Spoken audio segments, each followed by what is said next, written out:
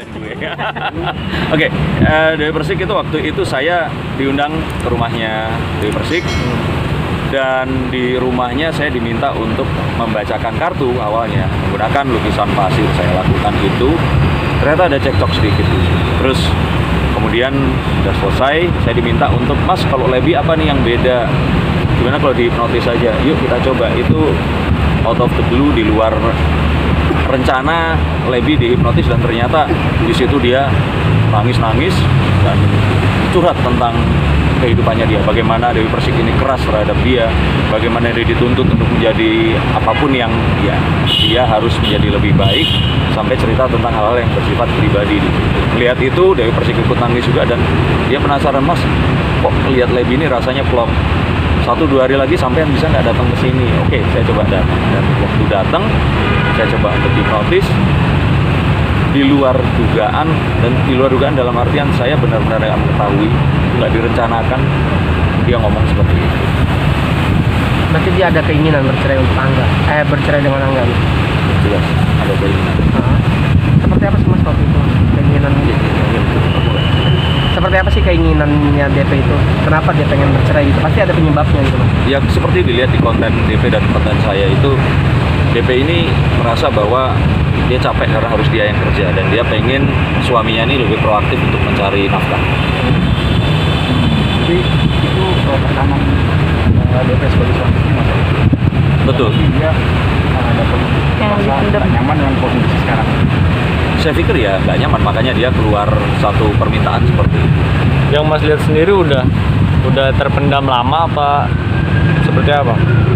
Pernikahannya udah 4 tahun ya. Ya saya pikir sudah selama itu juga sih. Nah, dari segi Angganya sendiri sempat Mas hipnotis atau enggak Mas? Oh sempet. Wah Mas nggak nonton nih, subscribe juga dong biar tahu. Jadi setelah DP ini dihipnotis, Angga terus kemudian masuk.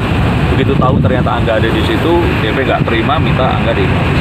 Angga juga mengeluh kesahkan tentang hidupnya selama ini mendampingi DP. Berarti bisa dibilang ada sedikit goncangan dalam rumah tangga DP Mas? Nggak sedikit lagi sih, itu guncangan besar kalau saya bilang. Oh guncangan besar Mas? Iya.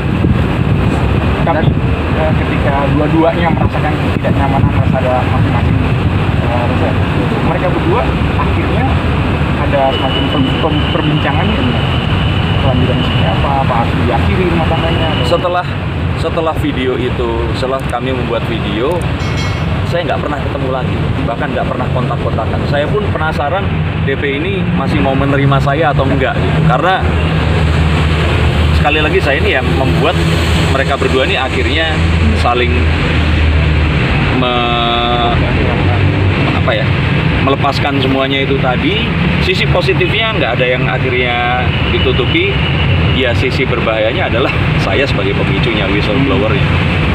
Tapi tidak ada mereka komplain ke Mas Darko, gimana sih blow up gitu. Seharusnya saya yang komplain ke DP karena nggak dibayar saat melakukan itu.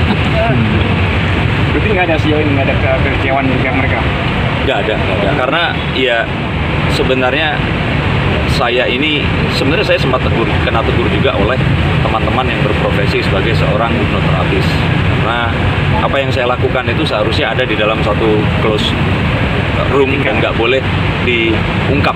Tapi karena DP yang merilis video itu dan kemudian saya ikut merilis juga, ya itu termasuk satu resiko DP untuk jadi seorang public figure. Tapi ada wacana kalau begitu ditulis sengaja sebagai konten dari musik.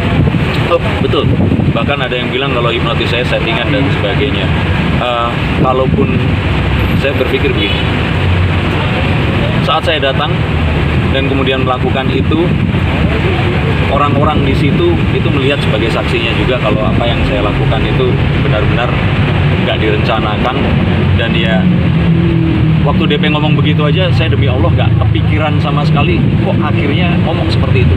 Saya berpikir yang akan dibicarakan dan bagus untuk konten YouTube, misalkan satu konten yang ya melihat DP dan keseksiannya kan konten-konten yang agak nakal, cerita tentang kalau dilihat dari konten-konten DP sebelumnya kan bagaimana apakah DP puas dengan bersuamikan Angga dan sebagainya, tapi ternyata arahnya mengarah ke situ dan sangat serius.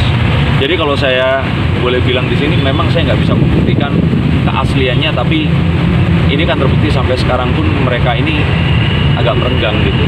Dan ya kalau ini sampai disebut setup atau settingan, saya pikir untuk apa juga, masih ada hal yang lebih positif lagi. Ada rasa menyesal nggak sih, Mas? Ada menyesalnya nggak sih? Ada rasa menyesal nggak DP membuka? Iya, Mas, saya tahu nggak, saya ini mikirin ngomongnya gimana. Iya, saya menyesal gitu, tapi mau bagaimana lagi, kejadiannya seperti itu. Nah, dari DP sendiri ada penyesalan nggak akhirnya terungkap hal itu? Saya Berbicara belum ketemu lagi, saya belum ngobrol.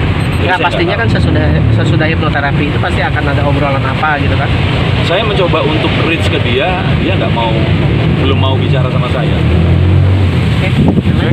Oke, udah, thank you Mas. Udah. Jangan lupa subscribe, tekan tanda lonceng,